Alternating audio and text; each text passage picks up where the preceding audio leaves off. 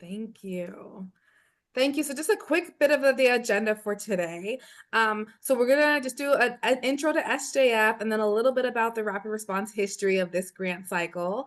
And then we'll go into some deeper overview and context of what you can expect and what this grant opportunity is.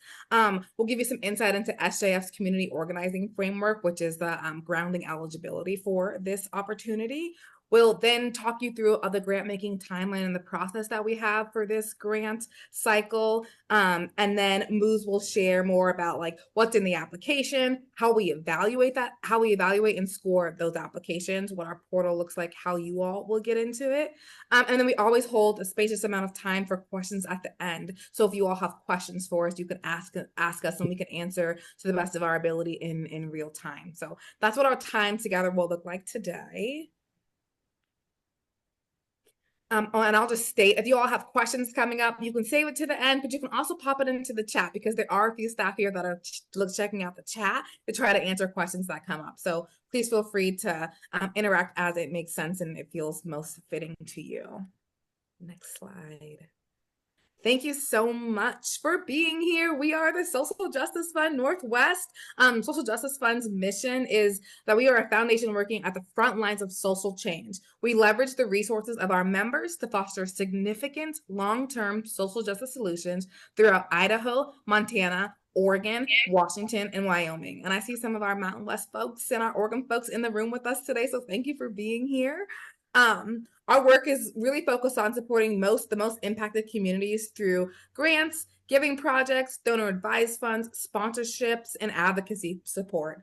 That looks like a lot of money going out into the community from us through participatory grant making processes. So we have volunteers come together, experts in the different fields of organizing justice areas, and then they help us make decisions about who we give those funds to. So the 2025 grant cycle, so next year's exciting grant cycles that we have that are coming up is one of them. The first one is this one that you all are hearing about today, our Emerging Justice Fund. We will also have some seed funding for groups that are new to SJF, haven't got funding from us before, but are looking to really resource some of their early organizing work. We'll have a Mountain West grant cycle that will be focused on just funding organizations that are doing organizing work in grassroots organizing work in the Mountain West region, so Idaho, Wyoming, and Montana. And then we have our giving project, our return to in-person giving project in 2025 that will be focused on immigration justice work. So those are the great grant cycles that we have for 2025. And then as you all know, we also do sponsorships. So sponsorships will happen throughout the year, next year as well.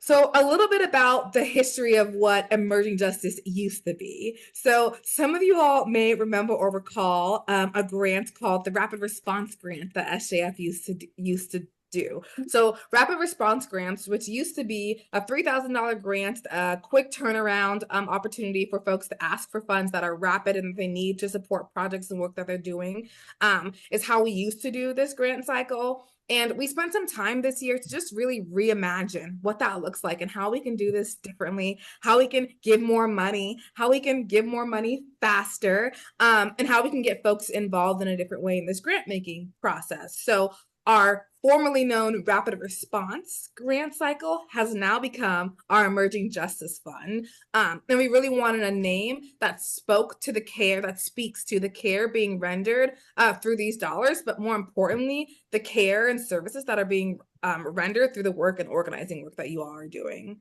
The grant makers for, sorry, I heard some noise. Is there a question? I could pause. Okay.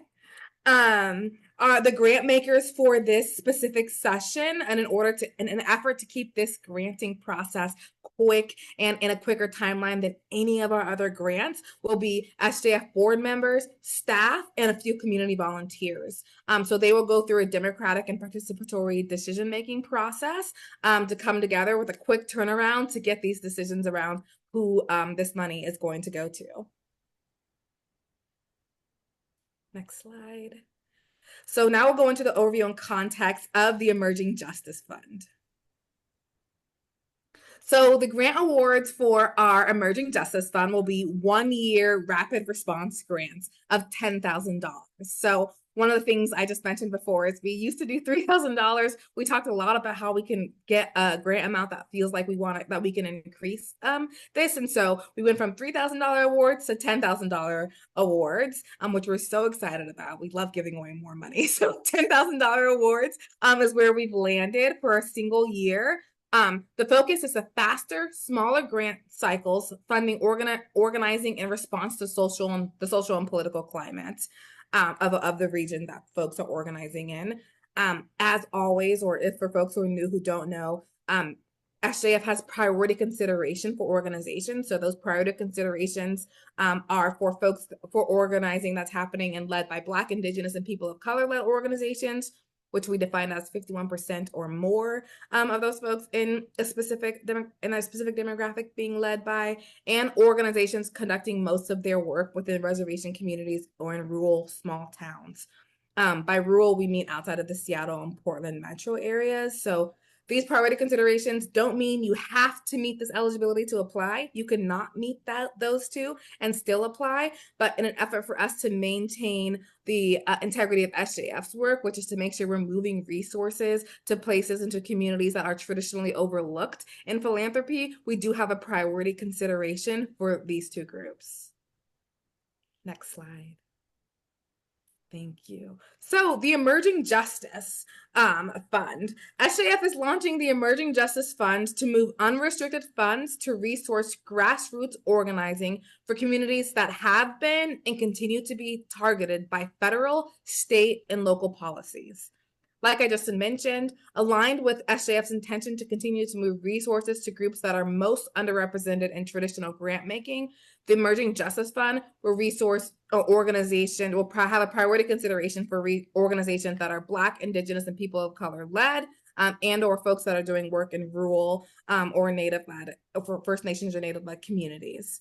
Our funding decisions will be made every other month starting in February 2025. So the first funding decision will be in February, and then the other 4 will be April, June, August, and October. There's another timeline slide, so I'll go into that deeper after this. I think this is where Emily comes in, right? This is me. Hi. Oh. Hey everyone. So for our grant screening, we evaluate grants in the following areas. SGF created this community organizing framework because we feel like it's something that we look for in all of our grant making for all of our grantees. If they are not meeting these 6 characteristics, then they most likely will not get funded. I'm just going to run through these really quickly, and then you'll also see these come up when we go through the application questions. We evaluate grants in these following 6 areas. Number 1, they're led by the people most directly affected by the issues the organization is working on. They continually build leadership from within its own membership base and or community. The org works to understand and address the root causes of the issues, not just the symptoms. The project brings people together to build power they wouldn't have individually. They use that power to create systemic change, which includes altering unjust power relations. And last but not least, they see themselves as part of a larger movement for social change and working together to strengthen that movement. Your project should have aspects of all 6 of these characteristics in it, and we will also ask specific questions in the grant application related to these 6 characteristics. So the grant making timeline that I was just mentioning. So our intention next year is to distribute $500,000 into the communities connected to this fund. So that timeline for us looks like 5 different funding rounds for this grant. Next slide. The first funding round, grant applications are due by January 17th, and the awardees will be selected by the end of February. The second funding round, grant applications will be due the March 15th, and awardees will be selected by the end of April. For the third round, the deadline is May 9th, with awardees being selected by the end of June. The fourth round is July 11th, which is the deadline for the application, and then with the awardees being selected by the end of August.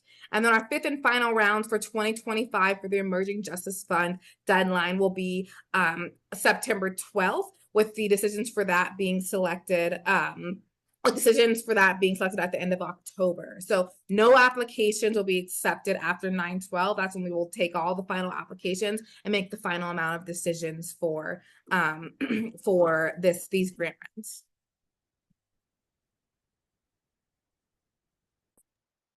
If you could go back to the previous slide, please, Emily. I just wanted to note that staff, SGF offices are closed on Fridays. Each of these deadlines, the 17th, 15th, 9th, 11th, and 12th, is a Friday. So if you happen to be submitting an application that day and you need staff support, just remember staff support is not available on Fridays. So please try and get your applications in earlier. Because if any questions come up, if any tech issues come up at the last minute, then staff support is available on Thursday, but not on Friday. Just something to note. Thank you. Next slide, please. All right, I'm going to go over what the application and it looks like in our grant portal, and then I'll talk a little bit about evaluation and scoring, and then we'll have time for some questions at the end. You can go to the next slide, Emily. All right, I'm going to literally go through the application questions now. There's 3 parts to the application. The first part is org info. This part isn't scored. This is just basic organizational info that we need to collect from all applicants, starting with your project name, your org's mission statement, your org's last year's budget and the current budget. A summary of your grant request. This is something short, 2 to 3 sentences. This summary is also what we will share publicly if you do get funded through our newsletter, social media, and to our board of directors. An authorized signer for your organization. This is especially important because a lot of times folks that are filling out the application may not be authorized signers. A lot of times the authorized signer is someone like a board chair, an executive director, or a director of development, and a program staff or a grant writer may be filling out the application. So it's important to please include the authorized signer for your organization so that if your organization is selected for funding, then we'll know who to send that grant agreement to for signatures. Next slide. Kathy, I see your question. Yes, the number of awards will be distributed evenly. So we're hoping to select 10 grantees per cycle. And then Kathy, for your question, if you're funded once in 2025, let's say in cycle 1 or 2, you are ineligible for the further ones, but you can apply again in 2026. I think just to clarify, I think Kathy's asking if you are funded and not selected. If you can go around. So the way it works is that you would be technically, because just how we do a full grant cycle, there would be a decline that came for that. But we are considering a process for if the grant makers want to refer somebody to a next round. If they didn't want to pull that out, then they can refer it to the next round. And for to the next round, and or most importantly, we just try to make sure when there's a decline, we give feedback around why that was declined. And so sometimes folks like to get that feedback before they put it in another round so that they can strengthen their application. So if you are applying for round 1 and declined, you can still apply for round 2. If you apply for round 1 and you get the grant, to Moose's point, then you will be ineligible for the future rounds. Thank you, Andriana. And then this other question I think we can answer now. Are the grants eligible for funding existing work, or are you hoping the grants expand or launch something new? It can actually be both. It can be a new project that's in response to the social or political climate, or it can be existing work, which you just have a rapid response need for. For a lot of these issues that frontline communities are facing have been issues that we've historically been facing, but they can be heightened in an election year or heightened by the results of an election. And so it can still be existing work that you have just additional needs for. Thank you for sharing that link, Adiza. All right, moving on with the application questions. This, continuing with org info, we'll ask for your tax status. We do require organizations to either be a 501c3 to apply, or 501c4, a recognized American Indian tribal government. Sorry, that language needs to be changed. Not federally, as any American Indian, First Nation, or Native American tribal government or agency is eligible. A fiscal letter if you are fiscally sponsored by a C3, or if you don't have fiscal sponsorship yet and you're still looking for a fiscal sponsor, you can select status not yet finalized. The only thing we ask is that you have a fiscal sponsor. If you're selected for an award, that you have a fiscal sponsor confirmed by then. But you can still be in the process of confirming that when you apply. We don't want to keep that we don't want to keep you from applying because of that reason. And then if you are an org that's fiscally sponsored, we ask for your fiscal sponsor's contact information as well. We'll need to confirm with them that they are your fiscal sponsor, and they will also need to sign the grant agreement if you're selected for an award. So it just helps streamline that process if you give us that information up front. Again, if you're still in the process of confirming a fiscal sponsor, it's okay. You can leave this empty. Just let us know that the status isn't finalized yet so we know to follow up with you afterwards. Any questions so far? Cool. Next. Yes. Oh, Oh, yes. Hi, Ruby. sorry. I was just wondering with the fiscal sponsor part, like, does that mean we're putting this information for every grant that we currently have, or is a fiscal sponsor separate from like a grant that we've received for this next year? I need more context. So I Can you give me think an example?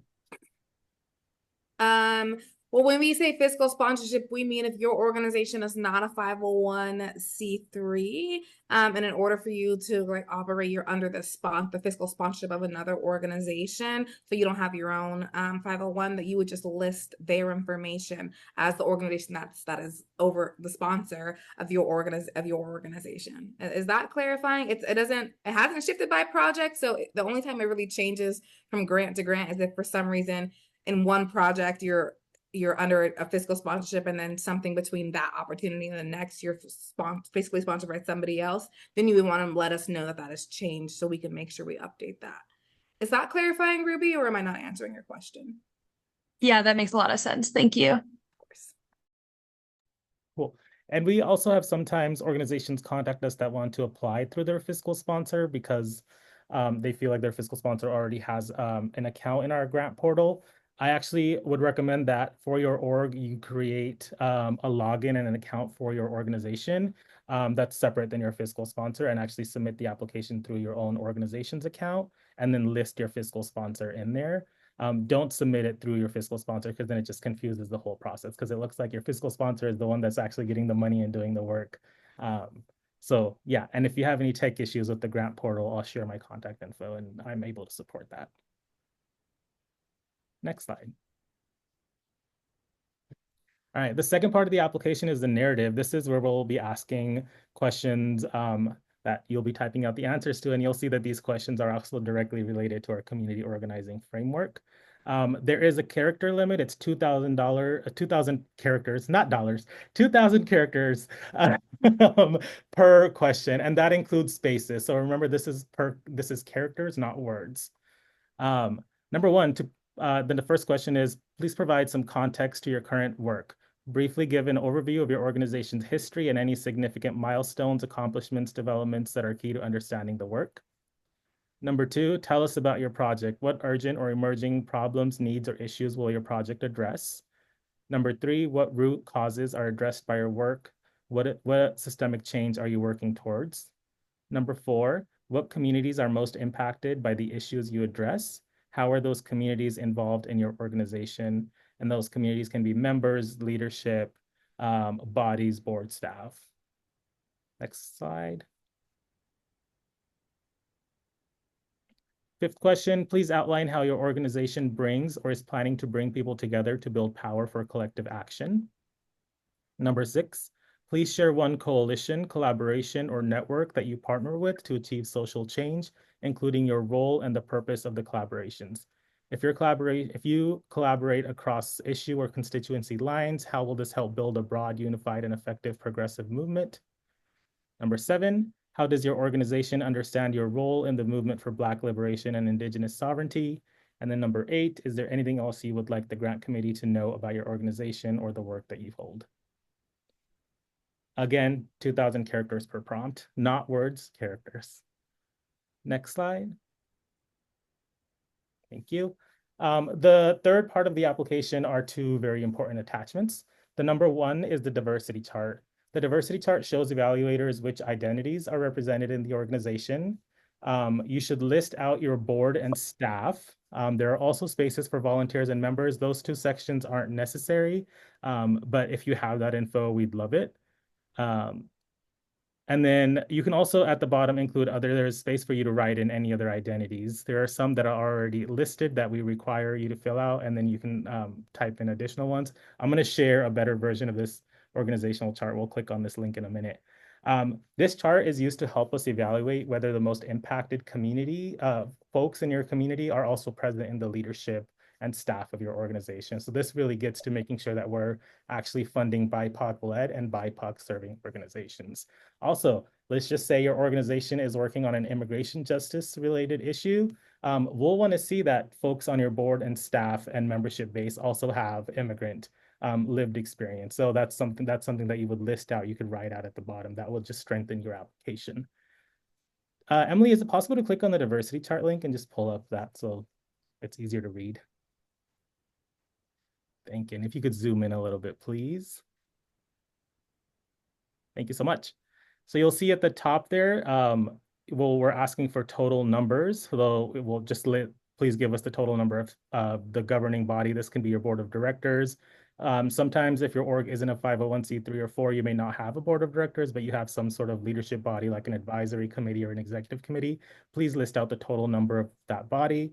And then staff. Again, if you don't have paid staff, but you have core volunteers, let's say 2 or 3 people that are managing that program work, please list the number of staff here. And then community volunteers or members, if you have that information, it's optional, you can list that here. This diversity chart has been updated a little bit from the past. So if you've applied for an SGF grant before, you've seen a version of this. This one, we've just added a few more instructions and clarity to make it more clear. So hopefully it's easier for folks to fill out. Thank you, Michael. I will get to that in just a minute. The first part is ethnicity and racial diversity. These total numbers that you write in here should match the total that you've put in that first section. If they don't, we're probably going to ask a follow-up question. Number 2. Keep going, yeah. Thank you, Michael, for that question. I actually thank you for highlighting that. That's something that we're missing. We ask just transgender identity, but we don't specifically ask trans man or trans woman. It's definitely something that we can include in the future. And then we have a section for age. And then the section 4 is the section where you can actually self-identify and type in different identities. And this information is just really important because it helps us ensure that the folks that you're serving and are most impacted are also the folks that are present in your organization. And yes, Michael, to your point of being able to correct, thank you for catching some of the ways that we try to pull this forward. As that section 4, I think is what it's labeled down there, is for folks to help them to make some of the meaning for us about this is who's represented in the work where we're doing. If we're to Moose's point, if we're saying our work is immigration justice work, then we want to see this is how this is reflected in who we are. And if for some reason it's unclear about something we've characterized on this chart, it's also fine for folks just to write down what they want it to be in this section 4, like how they want it to show up in section 4 to make sure it's aligned or within the integrity of what you put in your application. I think Moose mentioned like, oh, we might have a follow-up question. There's only so much time for follow-up questions. And so the faux pas on this diversity chart is something that gets people screened out of grant rounds at SJF. So if you're confused about this chart, please don't hesitate to ask us questions before you hit submit. Because once it goes to screening and stuff, folks do sometimes they're like, oh, it says there's 14 people here, but they only accounted for a certain amount and it's confusing. And so it gets screened out. And we don't want that to be the reason that your application doesn't go forward into another round. So thank you, Ms., for pulling this forward. Yeah, Andriana, thank you for clarifying. And yes, Ruby, you can check multiple for any of those sections. The only section that we'd like the total and the section to match is the racial and ethnicity diversity. And so like these numbers should equal the total number here. Every other section, yes, folks can select multiple options.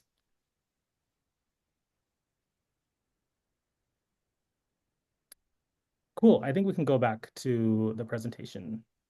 Thank you, Emily. Well, I'm gonna quickly pause to see if there's any more questions related to the diversity chart. I think that is one of the most confusing pieces of the application. So I wanna make sure that we're being intentional about answering any questions. All right, I'm not seeing it. Oh,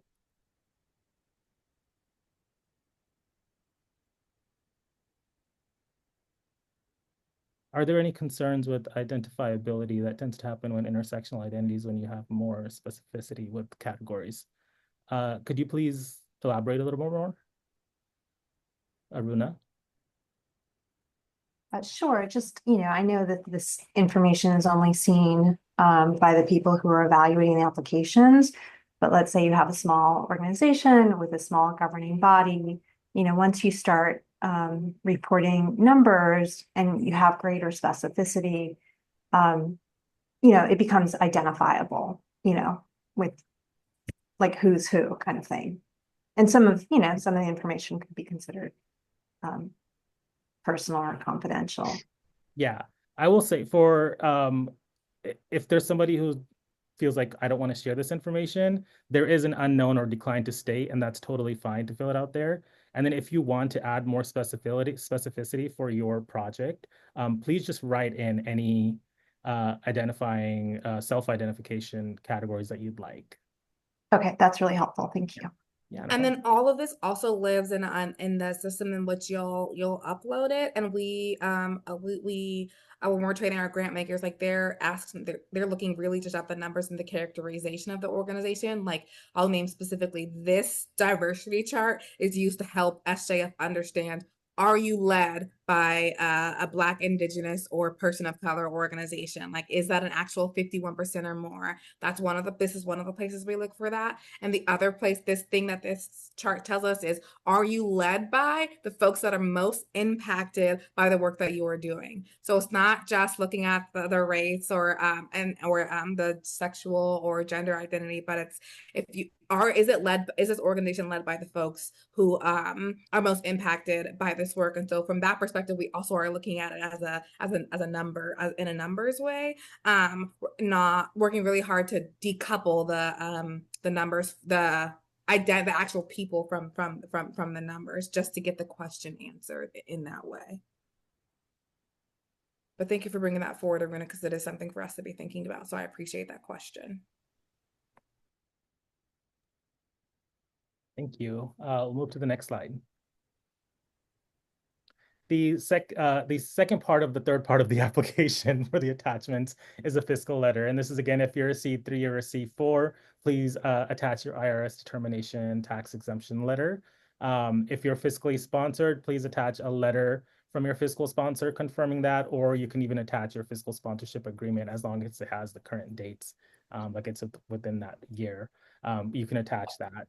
And then if you do not have a fiscal sponsor yet, but it's something that you're searching for, you can just make sure that in the beginning of the application that you've identified that, and then you can leave this section empty.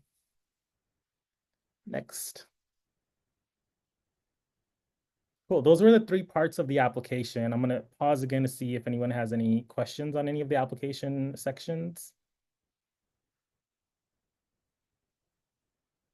I see your hand, Jean. Go ahead and come off. Yeah, yes, thanks. So I came in a little late, so I might have missed some of this, but the first part, where the first 6 characteristics that you mentioned, can you talk a little bit more about that? As a small organization, we, in a rural area, we do advocacy, we do direct services. Sometimes it's not easy to distinguish between the two of those two things. And often we build advocacy by getting to know people through direct services. So, and I've heard that of other organizations say the same thing. Can you just talk a little bit more about what to you advocacy looks like when you're in a small organization? And rurally, we work with immigrants, and so it's a federal issue. We do what we can, but I'd like to know. We did apply in the fall and we didn't get chosen, so I just want to know more about that. We are. Go ahead. Sorry, I didn't mean to I was interrupt just you. going to say, and we do have a board that is that is immigrants. It's I think 60 or 70% immigrants at this point. So, and we do try to involve community in every possible way in the decision making and guiding the organization, but just wanted to hear more about that. Yes, thank you for that question, Jean. I think one of the big distinctions that come up when people are thinking about how is their project meeting our community organizing framework, or even is their advocacy work meeting our community organizing framework, is that SJFs we don't fund just direct services. So if your work is mostly direct services and you're doing advocacy work related to it, or it's just if the project is a direct service project and there's like maybe an advocacy component, screeners look at that and say this is a funding request for direct service work, not a funding request for the organizing or the grassroots organizing work. However, if you're a direct service organization and you have these direct services that you offer, but right now what you want to launch is specifically an organizing, a part of your project you want to be grassroots organizing, or to look, or part of your project is, though it might have come from and be related to your direct service work, it is more focused on this community organizing piece, clarifying and really digging into that part of the work and explaining that in your application is the things that helps move people through. I think oftentimes the feedback that we end up having to give folks is that when we read this and we read or what we saw what the ask was characterized for, it looked like it was an ask to fund direct services, and that's not what SJF funds. So it just as an example, so we had and are now reinstituting our rapid response team, which goes out to witness ICE arrests and border patrol incidents. Is that considered advocacy, or is that considered direct services?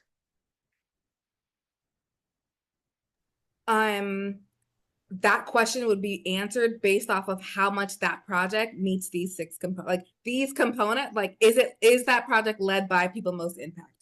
Does that project build the leadership from within? So like high level, I can hear the idea, but my brain, the way that our screeners characterize, is this what makes the difference between direct service between grassroots organizing is does it meet these specific principles? And so sometimes people pitch a project like what you're mentioning, but they don't characterize how it's addressing the root cause versus it's addressing root causes versus not symptoms, right? And so if it's not addressing root causes, we would automatically see that as, oh no, it's not existing in our community organizing framework because it wasn't clear that this was addressing root causes. So it's hard just to give a blanket yes or no in that way, because the way in which we make those decisions is based off how folks characterize their project up against these 6 principles. Okay. Thank you. Yeah, and just adding that part of this framework is also that your project is working on some sort of systemic change. And so you would also have to categorize how that work is also leading towards a systemic change as well.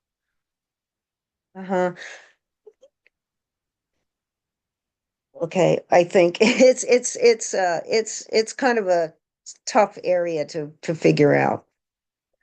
Because you're out there, you're interacting with the federal government basically, and so there is a systemic aspect to that because that's what's happening, and it's a direct systemic thing that is affecting individuals, but you're helping an individual at that time or advocating for that individual, but you're also putting pressure on the ICE or Border Patrol so that they are having to follow the law. And right. And so I think one of the things we would want to say is, so is the project request the advocacy with ICE, or is it the helping the individual, right? Because helping the individual might read like direct, depending on how you characterize it, like direct service, where the advocacy and the pressure on ICE might read like organizing.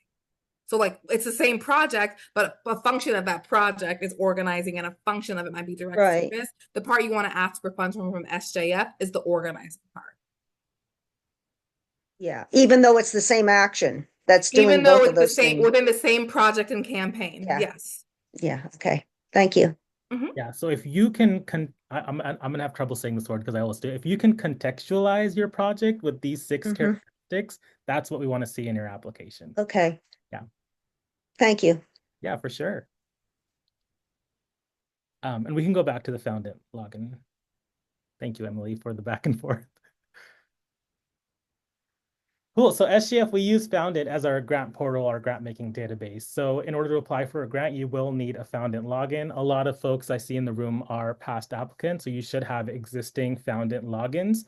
If you do not, if you've forgotten your login, if you've forgotten your password, if there's been staff change and you're like, I'm not sure, I think we have an account, but I'm not sure if we do, I can find that information and I can update that information. So please reach out to me. If you know for sure that your organization doesn't have an account, you've never applied for a grant at Social Justice Fund anymore, in the past, you'll want to click on this link that I've just added in the chat, and I'll send it out in the email afterwards also. This will take you to the SGF grant portal. You can click create an account, put in your org's information, and then create a login for yourself, and then apply for any SGF grants. Cool. I'll send out this link also, but if you run into any tech issues with Foundit, please just email me, or you can email the grants email that I'll be sharing at the end, and we can provide any tech support. Again, I implore folks to go into this database well before the deadline so that if you run into any tech issues, SJF staff can then provide that support. Because if you're doing it last minute on a Friday, staff will not be available to support you. Next slide. I wanted to talk a little bit about how we do evaluations. There's a few different steps. The first one is after grant applications have been submitted and pre-screened by staff, we put them in front of our grant makers, which is our grant committee or grant panel. They will look at your grant application, and in Foundit, they will see a page that looks like this. One side will be your application. The other side will be an evaluation form. They will be evaluating your application and giving a score of 1 through 4. It says 5 here, but it's been updated to 1 through 4. In Foundit, 4 being the highest, 1 being the lowest. That will then generate an average score and a percentage of 0 to 100% for your project. What we do not do is then award projects that get the highest score. We actually have decision-making meetings where the panel sits down together, talks about each application, talks about the strengths, the things that can be improved, whether they meet our priority consideration of being BIPOC or rural-led and serving. We talk about the budget. You know, if you have a very, very large budget, we may select organizations with smaller budgets because they're more grassroots. We have a discussion about all of these things and look at your application holistically and then actually vote democratically to fund your application or not. And so this scoring in the grant database is just a foundation for us to start talking about your application. It doesn't actually determine whether your organization gets funded or not. Cool. Any questions on Foundit, the grant portal, or the evaluation process?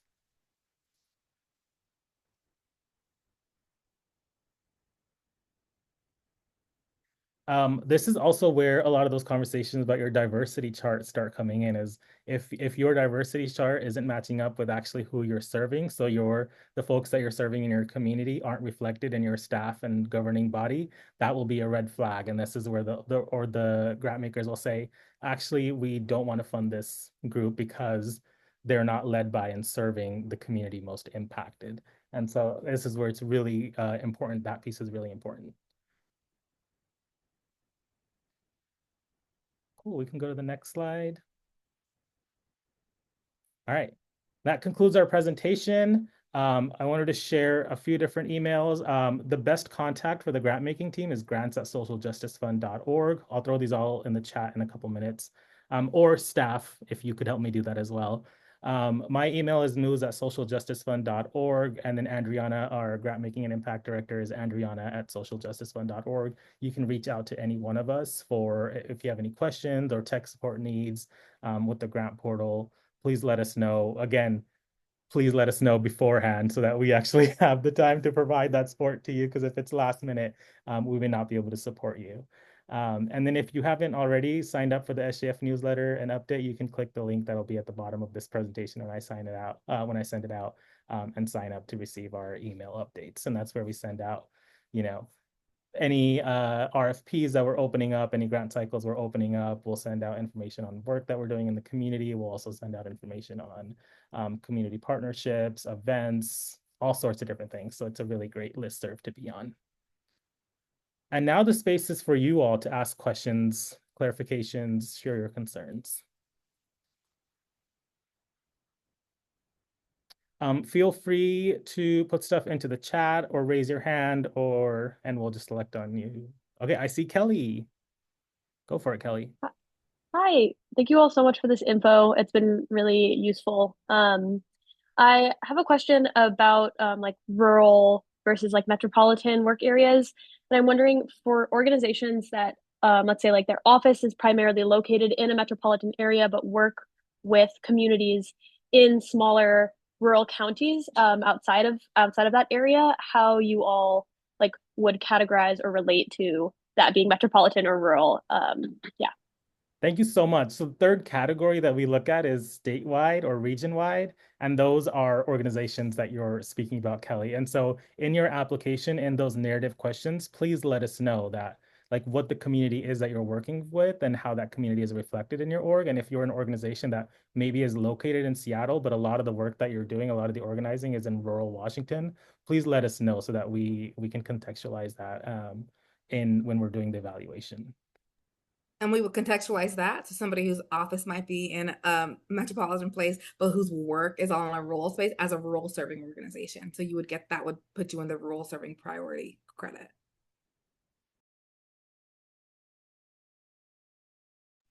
Was that helpful, Kelly? Yes, thank you so much. Okay, thanks. Awesome. Jean, I saw your hand go up. Thank you. So we applied in the fall and weren't chosen. And there was a note that came that said that we could get feedback on the proposal. And I'm wondering if it's too late to do that at this point. It's And not. All of our feedback meetings, so SJF's last week for their calendar year of work before we do a winter pause is this week. And so we didn't want to try to rush all the feedback meetings in a small amount of time. So we're opening feedback meetings for those last rounds in January, and our team will be doing them in January. So okay. you can reach out to that grants ad address and let us know which proposal, which grant opportunity it was that you would like feedback on. And Okay. one of our team members will get time scheduled with you. Okay, great. So the grants at Social Justice Fund. Yes, that's the best right way that Okay. catches most of us. Okay, great. Thank you.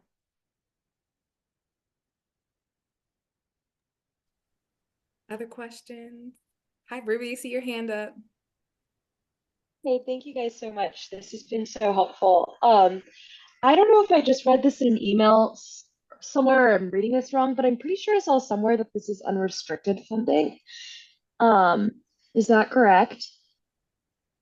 Yes. Okay, awesome. And then I just was wondering when you guys are saying project, does that mean just like project as what our organization is doing in a whole, or are we proposing a specific project to have this funding go towards? You can do either. So that's why our funding is unrestricted. You could propose a project and you could propose the work that your organization's doing, either one, whatever makes sense for the funding eligibility that's aligned with the grant cycle.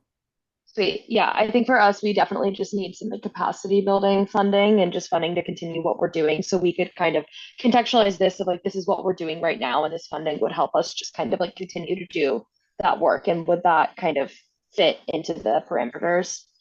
Yeah, as long as it meets our community organizing framework, it would be considered in that work. Folks write to us about the totality of the work because their work is grassroots organizing, and some folks' work isn't, but they have projects like that. So we make space for people to be able to interact with however it makes sense for their community organizing. That sounds great. Thank you so much. Of course.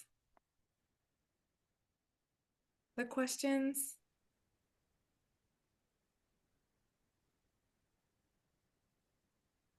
Ooh, that means we did our job well. Comments, concerns? I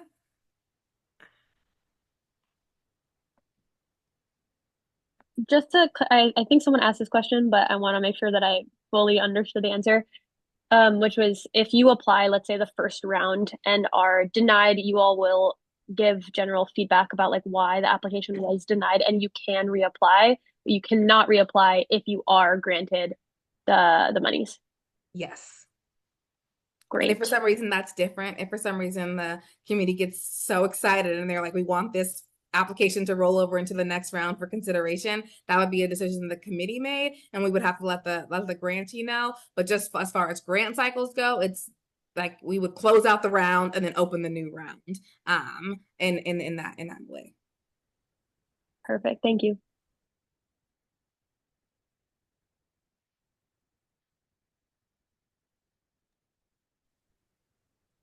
Awesome. Well, oh, Eladia, I see you coming off of mute. You got a question for us? I do have a question for you. We are new grassroots, right? About a year old, but our I have a question about the budget. Our budget is a little larger because we are 100% BIPOC led, 100% serving the community that we are. But we have a large because we have 11 of us, and what we do is in the police department work, like the district schools, and I mean, we're a bunch of um a team that just grew because of the need, right? And I'm just wondering, like, would it put us out of the running if it was like, what's the cap on like a large uh organizational budget? Yeah, I'll first state that we don't use looking at budgets as our first criteria for anything at SJF. You can apply to us with any size budget. Budget usually comes into the conversation when the grant makers are in their participatory decision-making process and down to the final, if we can give 10, maybe down to the final 15 or something like that. And then we're just looking at, grassroots organizing. We often are looking at a budget of $500,000 or less.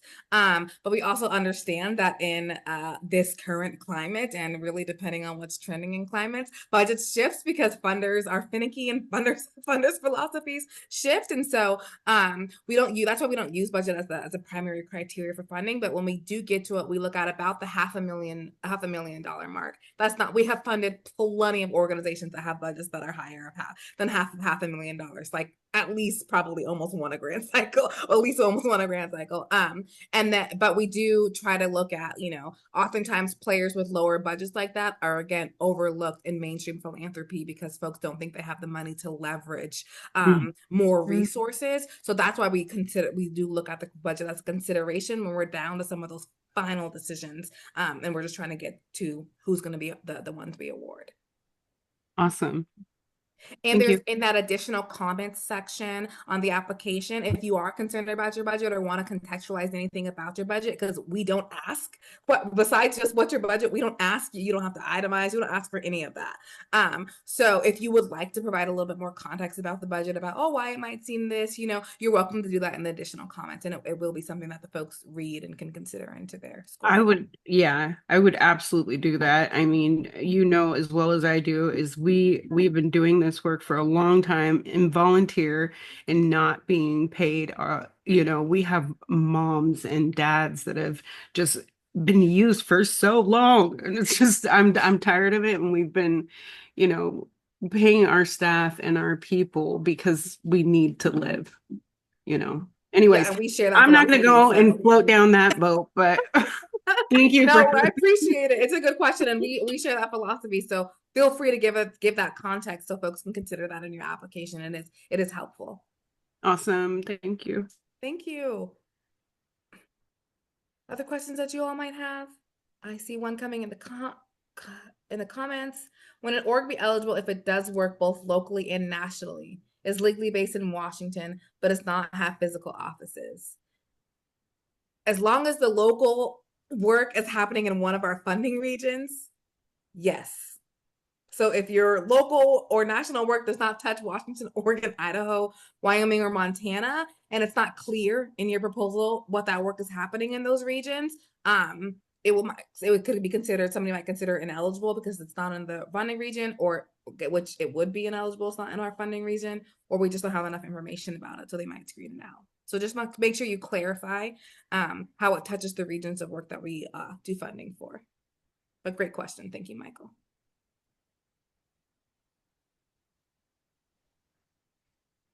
Other questions?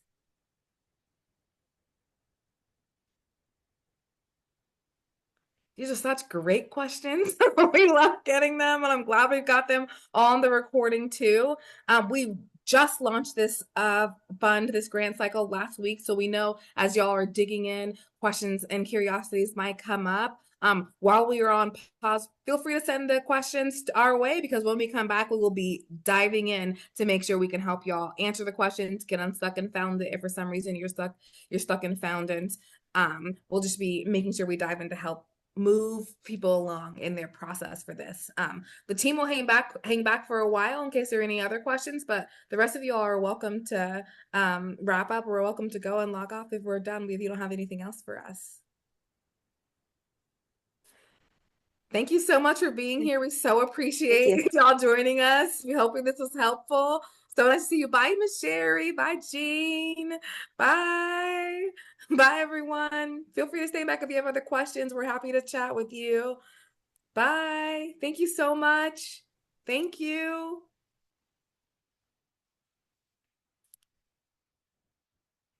I think we can stop our recording too.